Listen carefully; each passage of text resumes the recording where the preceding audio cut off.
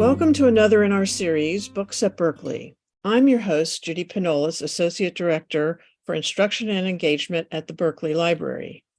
We have today with us Dr. Darla Hanley, a music educator who specializes in educational administration, vocal jazz, popular music education, and creative movement. She has presented sessions to teachers in nearly all 50 states and around the world on these topics and strategies to engage in professional improvisation. Dr. Hanley is Dean of the Professional Education Division at Berklee since 2007, and the first female academic dean in the history of Berklee. Welcome, Dr. Hanley. Thank you. It's a pleasure to be here, Judy. Well, we're so happy to have you. I want to talk about your book, Jazz is Elementary: Creativity Development Through Music Activities, Movement Games, and Dances for K-5 with Allison Kipp. I was wondering if you could first tell me, what is the goal of your book? Absolutely. So I co-wrote this book with Allison Kipp, who is an elementary general music teacher in Loudoun County, Virginia, to provide original teaching strategies for teachers, parents, caregivers to use to prompt creativity development in children. And basically, it was designed to help children play instruments, sing, dance, play games as they experience the joys of music making. So that's number one, so to provide a resource. And number two, to provide a curated playlist of jazz music of iconic artists of yesterday and living, breathing, amazing artists of today, knowing that jazz is not an art form that everyone is familiar with. So to put this music into the ears of young audiences, their teachers and families was certainly a goal. So your target audience, in what ways are you giving to reaching them and varying the interests? So we know that teachers are always looking for materials to use in their classroom. And so this is a workbook of some 60 teaching strategies that I'm going to call recipes, right? So teachers will use those recipes as a resource to supplement what they're already doing in the classroom to meet the learning targets, to meet the national standards, all of that. Parents or homeschoolers, parents, are going to use this book to find ways to playfully engage with their children or to advance the goals that they have for their children in preparation to play an instrument or to be more musically inclined. And then we know that this book is written in such a way that it's approachable. So if you are an educator, you can find all of the pedagogical best practices that you need to report to your administration.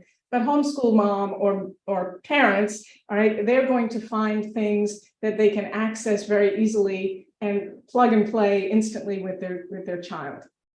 It sounds very interesting. As you mentioned in your book, it's not a curriculum method per se, but it has a distinction with that. Yes, so it's funny, I always want to clarify. So a curriculum or a method, those words are terms of art in education. And so a curriculum is something that's sequential, right? So we learn to add, then we subtract, we multiply, we divide, but there's a specific sequence and order that happens in education. There are many music curricula or methodologies in music education. This book is not designed to be that at all. This is really 60 standalone teaching strategies, 10 for each grade level. So 10 for kindergarten, 10 first grade, second, and so on. So that anyone can just automatically reach in to the second grade. And if you want to play the game, that's the third one on the list for grade 2, you can play that game. If you want to jump to 5th grade and start at the first one and make your way to the 10th one, you can do that as well. Well, that answers one of my questions, which your book is divided into different sections by grade level. Yeah. I presume equivalent grade levels to the public schools. Yes. But if a class or an individual parent who has not used this training before, say their child is in 2nd grade or 3rd grade, they could start materials in that section, and would the kids be able to handle it? Or should they start at an earlier section? Or Yeah, so we need to always think about meeting children where they are with education or with games or play, right? So when you go to the store and you see this toy is not designed for children under the age of, or it must be for children 3 and up, right? That sort of thing. The same is true here. So there's a teaching strategy for the 2nd grade that's called Jazz Takes a Walk. Well, anybody can take a jazz walk, right? And what I'm finding as we're workshopping this book across the country, we're finding the teachers, the adults, the parents are having as much fun taking a jazz walk as the children, even though it was written targeting 7-year-olds. So you don't need any formal training. You don't need any prior knowledge. You need to maybe have some rhythm sticks. You need to have 2 spoons if you don't have the sticks, but you can go in your kitchen to make some instruments, or some space to pretend to move like a groovy cat in the kindergarten with, again, the streaming audio track as an anchor. So the groovy cats go with Everybody Wants to Be a Cat by Roy Hargrove, or a Quincy Jones track called Soul Bossa Nova. So using the iconic jazz recording to inspire the children, but really you can just go straight into it at any level within the framework. Does that make sense to you? Yeah, it does. And I wish I would have had this book a long time ago. I can tell you that, having done elementary school teaching. Oh, nice. You have 4 targets that you call target areas of teaching. How Yeah. did you settle on those in particular? And can you explain how you feature these targets in each of the exercises? Yeah. So when you think about elementary music making, the 4 targets are naturally singing, playing instruments, listening, and moving. And so we took those 4 areas that are part of all curricula and all methodology in music education as really the centerpiece or the starting place for the teaching strategies that we wrote. We also know that within singing, playing, listening, and moving, children are responding to the music, they're creating music, or they're performing. Respond, create, perform are the 3 pillars of the national standards for arts education in music. So each of the strategies, again, I'm talking about that pedagogical piece, each of the strategies have those initial targets of sing, play, listen, move, but then they have respond, create, perform. Now further, Judy, right? We have 12 other targets that will help us really zero in to, within this strategy, the children are arranging music, or they're composing, or they're leading or improvising, or they're making connections, or they're describing. So some of these are musical things, some of these are life skills, but each of the strategies has the sing, play, listen, move element, one of those or many, multiple. They all have respond, create, perform, and then they have those other targets as applicable. One of the things that was so impressive to me is you have, these young ages, this whole role of improvisational play. And, I was thinking, well, a lot of folks might think, doesn't it take advanced training to do improvisation? And, why or why not? And so I was wondering if you could address that a little bit, because it's really right along the way for all these kids is this idea of improvisation. Yeah, so in jazz, we know that improvisation is playing your instrument or singing, following specific chord changes, and you're showing your technical skill and you're showing your expression. And it takes a lot of practice to be able to stand up and play a solo and improvise in public. In jazz as elementary, improvisation is that take a solo moment where the child is leading, they're making a decision, they're making a choice of which instrument to play. They're making an instrument. So we have a teaching strategy called brushing up on rhythm, where the children actually make a drum brush. And I'm sorry I didn't bring one as a prop, but they make a drum brush out of a piece of paper, cutting the end so it's like fringe. I And thought then that. they're playing that drum brush, which sounds amazing, by the way. And they're improvising rhythmic patterns on their own hand or on the hand of a partner, right? So it's playful, but that improvisation is not something where they need to prepare. In fact, it's the opposite. It's a spontaneous engagement where they're doing something that they wouldn't typically do. In grade 5, there's a teaching strategy called announcing jazz. And so I wrote this poem about Dave Brubeck to celebrate his centennial, calling all listeners from near and from far to hear Brubeck's music wherever you are, right? And the children use their voice to explore new ways to speak the chant, to speak the poem over a Brubeck track, right? So the Brubeck track is inspiring them, and all they're doing is calling all listeners from near and from far, right? Using their voice in ways that we don't give them permission to do just in a regular classroom setting. So improvisation here is about original expression, decision-making, taking the lead, doing something they wouldn't otherwise get to do, and having a ball while doing it. While we were writing the book, the editor, who is used to editing books about jazz, bass or the latest vocal jazz technique for the professional singer, suddenly is editing a book for kindergarten through grade 5, and he said, "Darla, Allison, is it okay if the children giggle? Because I think they're going to giggle by doing this." And we said, if they giggle, we've won. In fact, we want the teacher to giggle. We want every child in the room to giggle and just enjoy all of the experiences as they are responding to playing games and listening and working with each other, all of those wonderful things. So improvisation, it's funny you used my phrase, professional improvisation. I think we do this every day in our lives. The subway isn't getting us where we need to go fast enough, so we improvise and find a new route.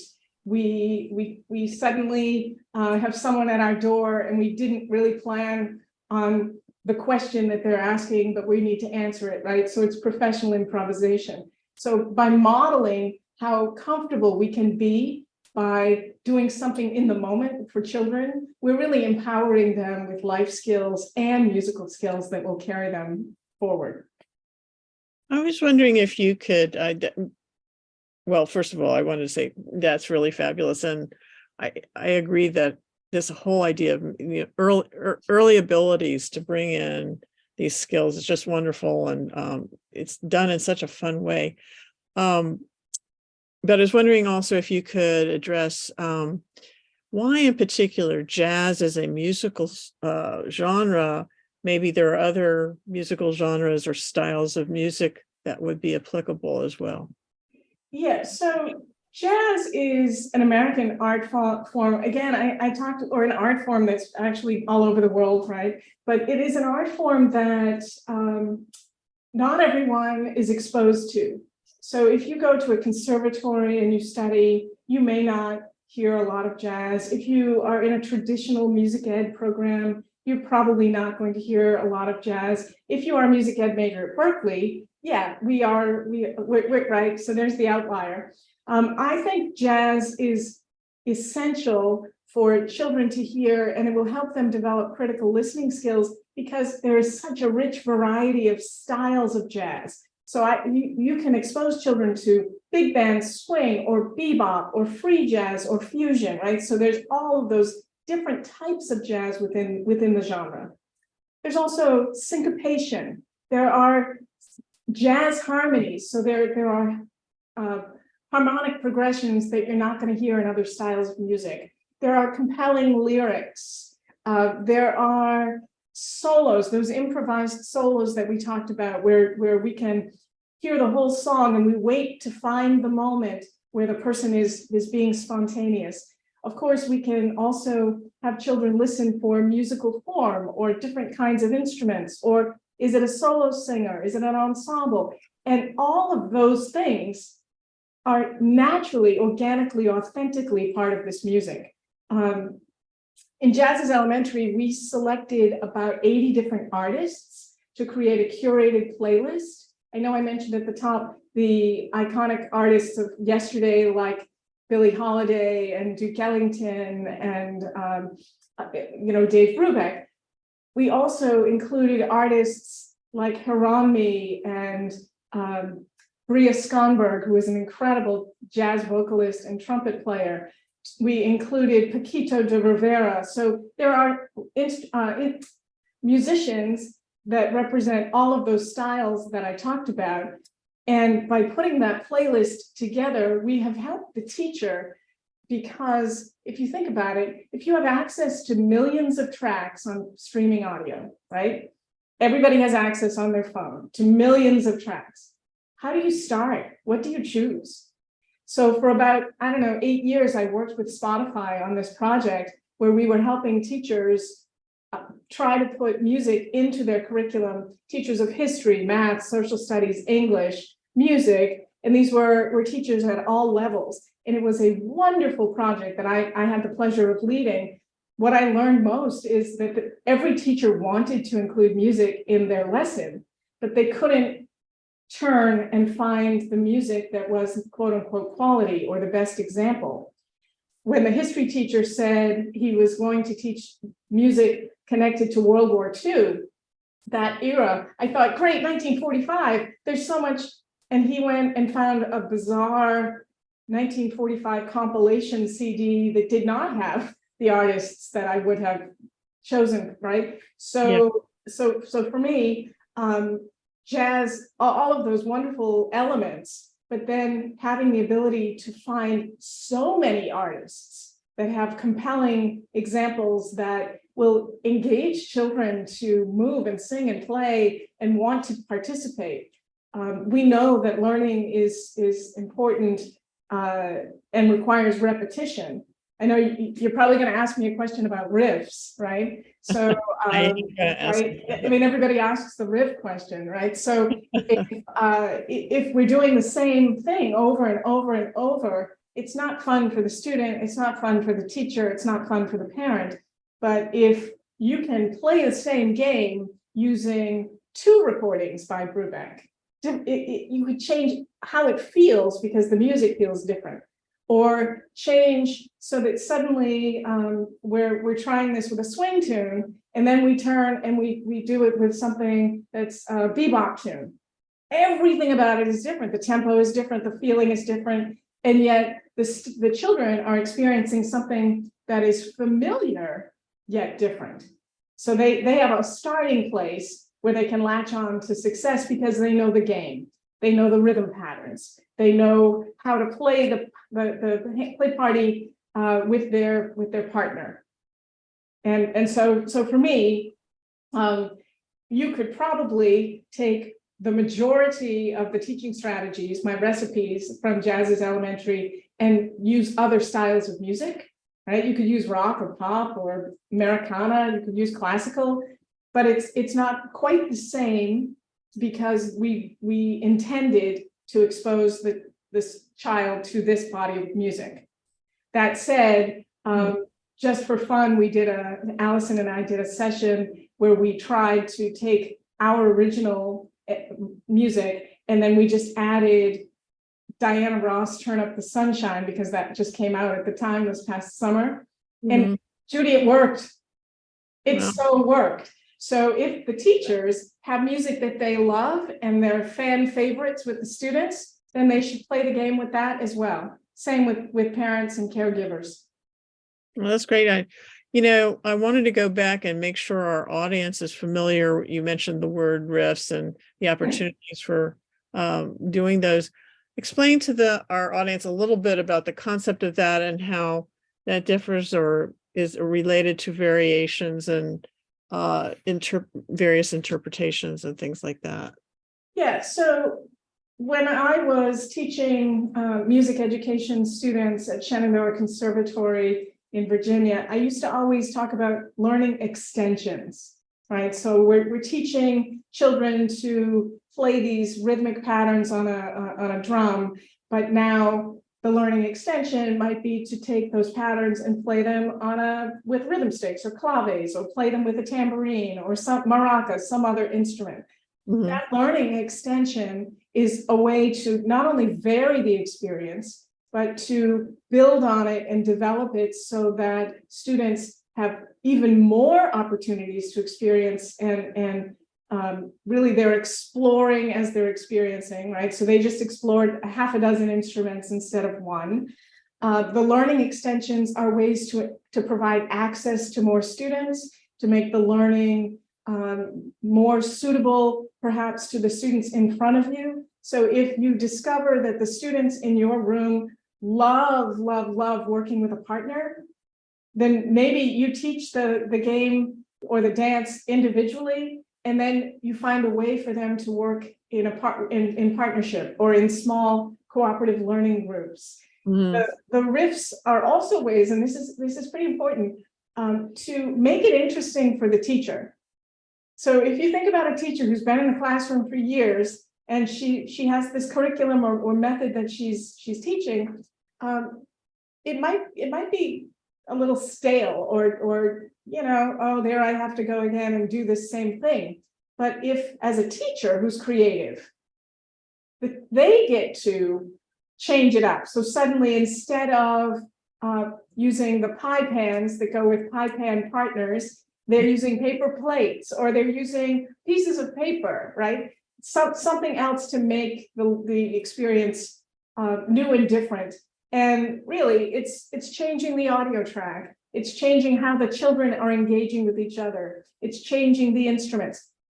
Frankly, it's changing where the students are in the room, right? So instead of everybody in the center of the room, let's try it in the four corners of the room. So the children are in four groups. Even changing, I talk about a change of location, right? When we go on vacation, that change of location changes everything. It's the same for children in the classroom. So if they always sit in the same section of the room, or they're always seated in a circle, if they come into your classroom and suddenly it's rows, or there's no furniture at all, wow, right? So the riffs are ways to really expand the educational experience, apply skills and knowledge in new ways, engage and motivate the children, keep everybody interested, elevate the experience. You see where I'm going. I could riff. Yeah. My life is a riff. Yeah. I really appreciate you going into that in more detail. One of the things you mentioned also was the work you did with Spotify. Yeah. And I find it very interesting that today a book is not just the book. This is a book plus the resources, the supplemental resources that you have online. And Yes. of course, to be used together.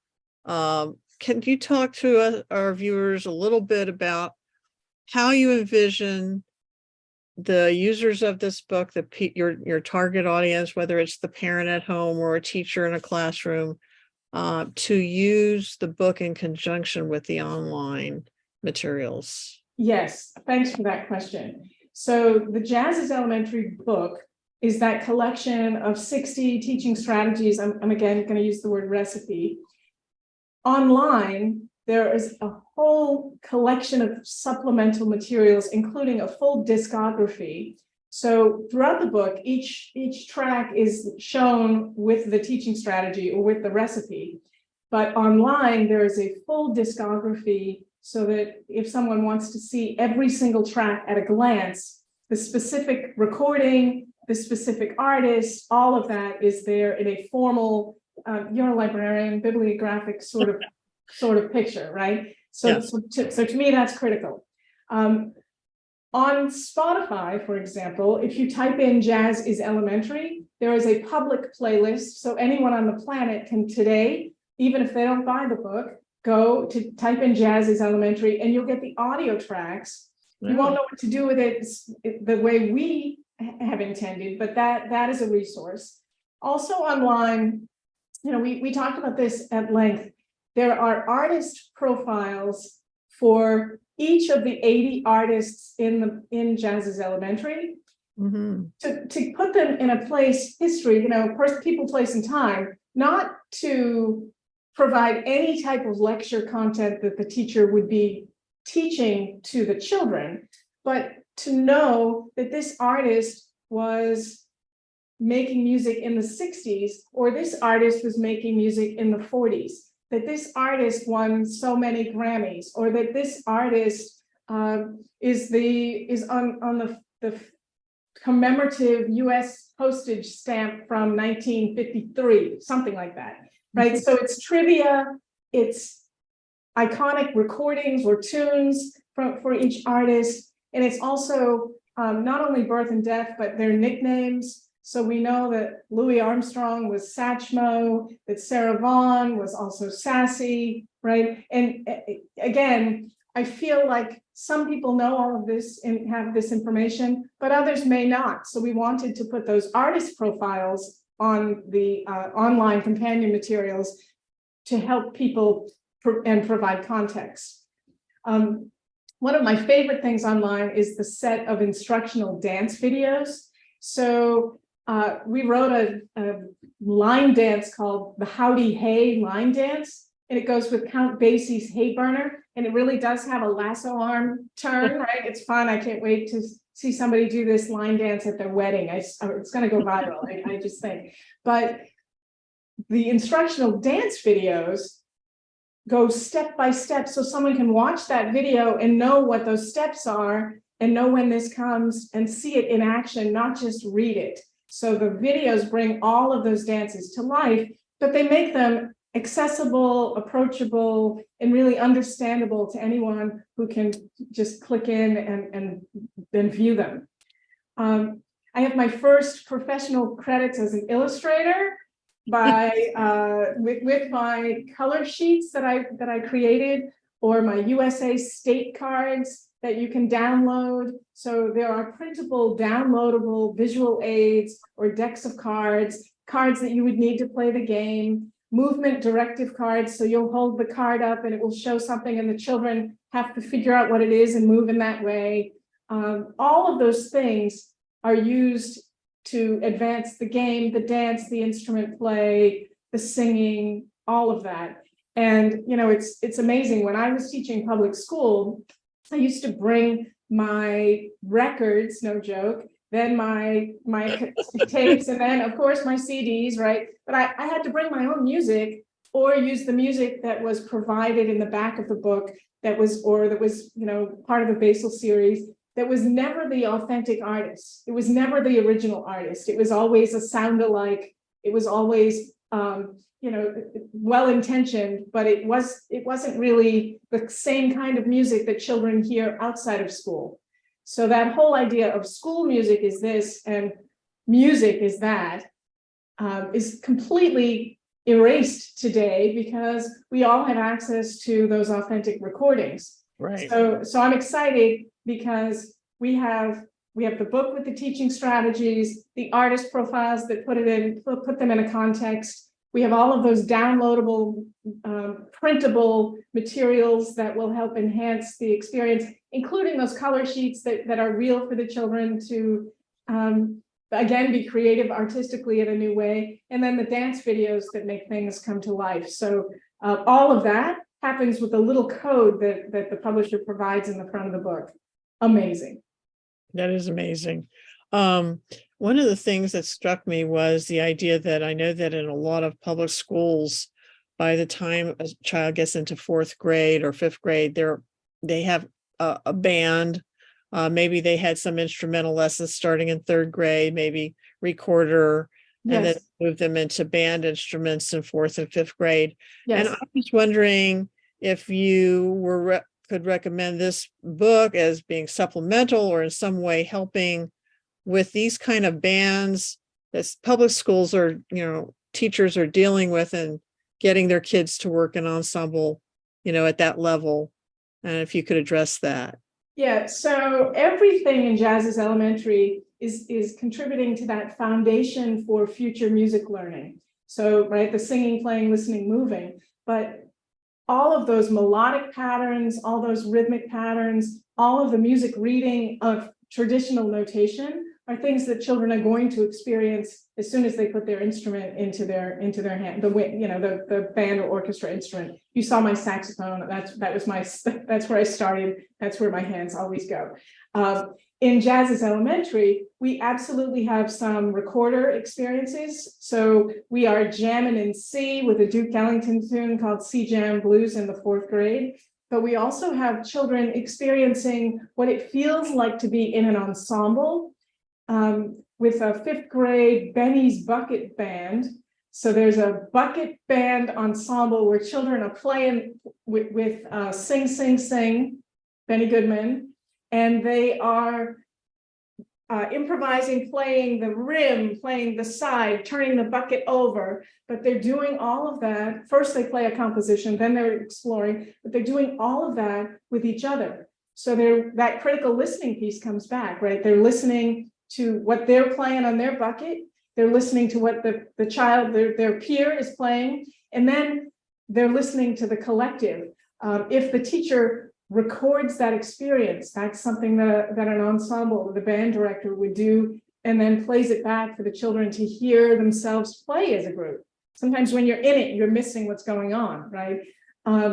So all of those opportunities where children are not only contributing individually, but contributing to that team or group music making will help prepare them for the ensembles. That's great. Yeah, it's so connected. Yeah. Well, you mentioned being a librarian. There were different aspects of your book. I also appreciated the index of artists that you had that was in the book itself, not just the online bios and stuff, and a table of strategies, which was so useful to look at that all together in your list of artists and suggested songs and so on. You had exercises, as you've pointed out, that work with these online recordings that you've designated for people to work with. I'm just wondering if people find the same song on YouTube, but it's not in your list or your version, that you have specifically, or on the other hand, if they have the same songs and can they do different kinds of exercises using that same music that you've pointed out as good examples in your supplemental pieces online? So thanks for this question. So I think I mentioned a jazzy walk, and we put that with George Benson's Thunder Walk, for example.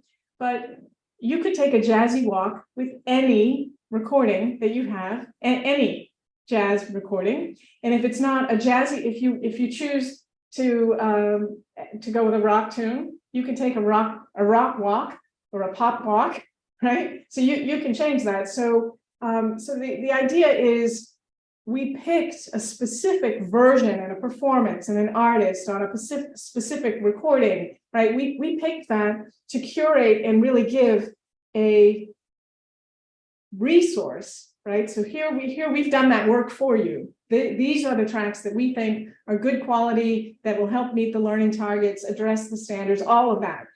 That said, if you find a different recording of George Benson's Thunder Walk, I think it would be just fine. You could take it even further, right? So we picked this one, but you want the children to experience a live recording. So you can find one where there's applause, and now you can not only play the game, but you can talk about, sometimes music is live and in person, and sometimes it's on our phone, or it's coming out of our computer, or it's coming out of whatever other device.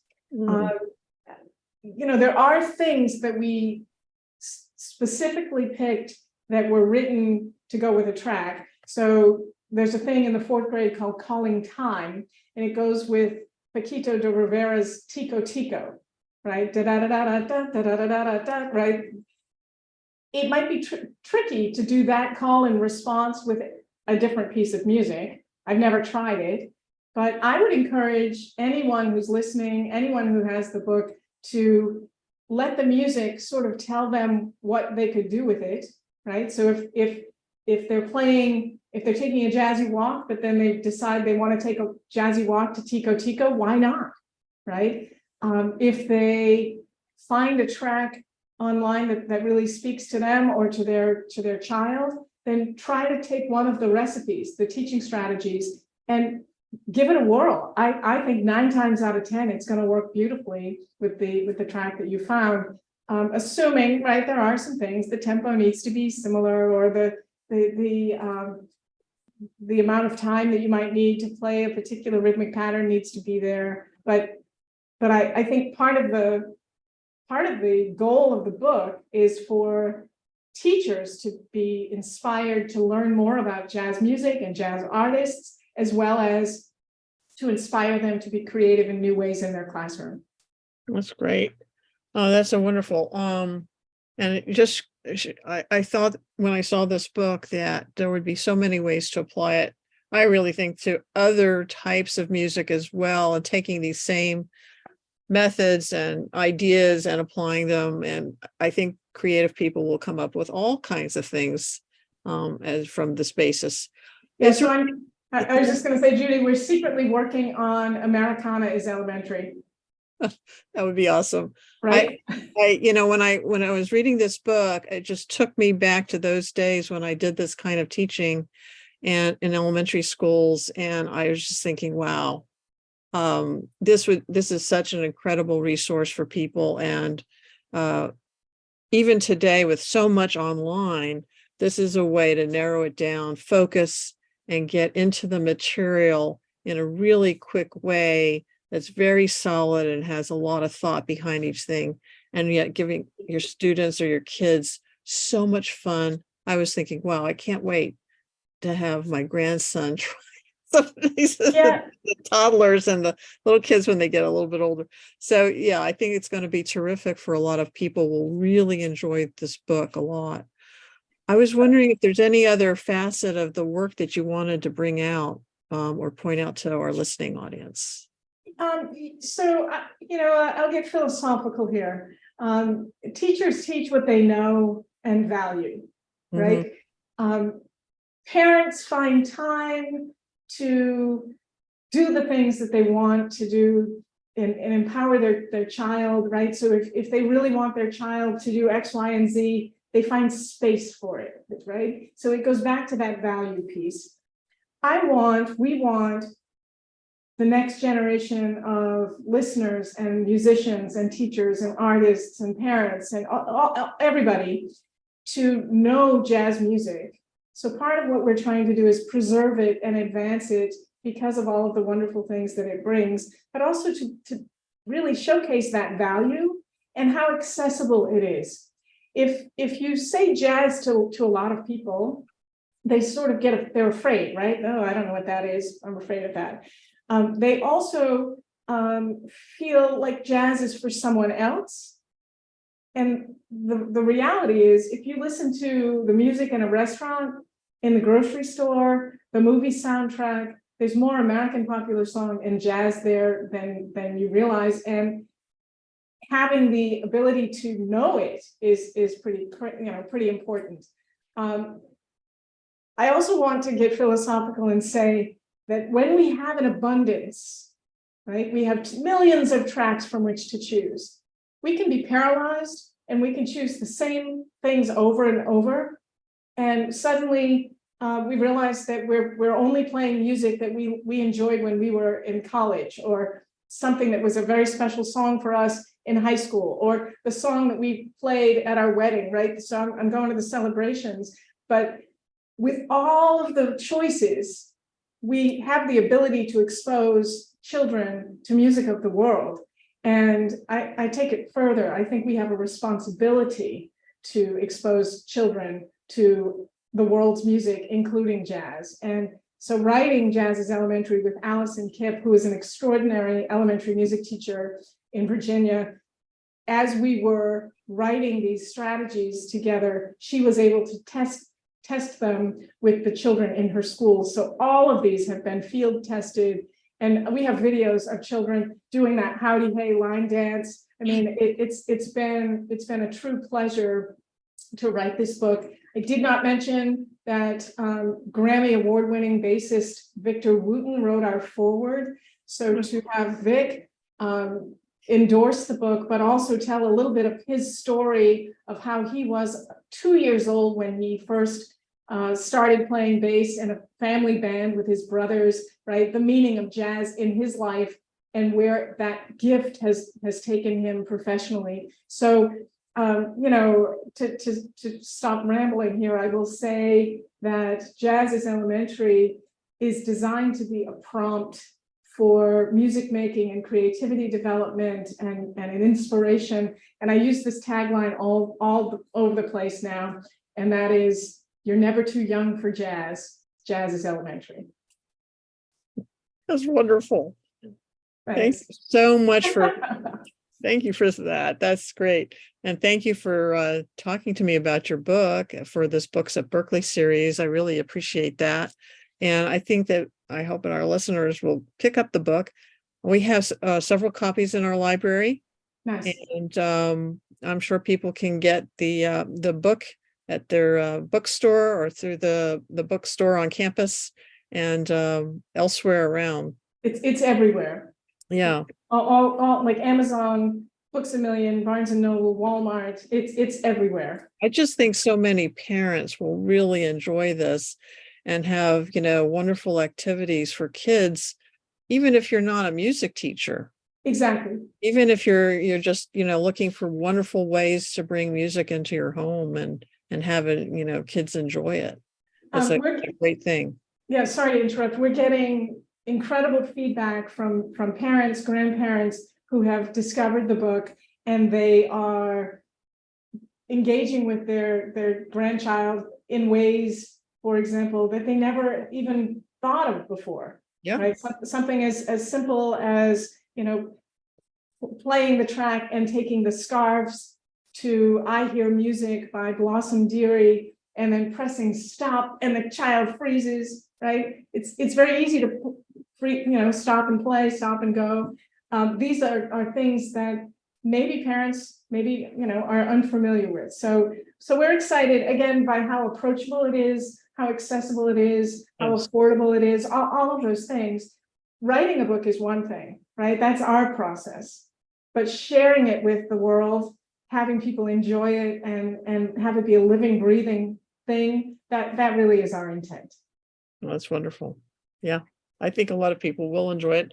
And I hope our listeners will take the opportunity, especially the students at Berklee, the folks at Berklee, to stop by the library and take a look at this book. I think you'll really appreciate it. Thank you so much. Thank you, and thanks for what you do with this series, Judy.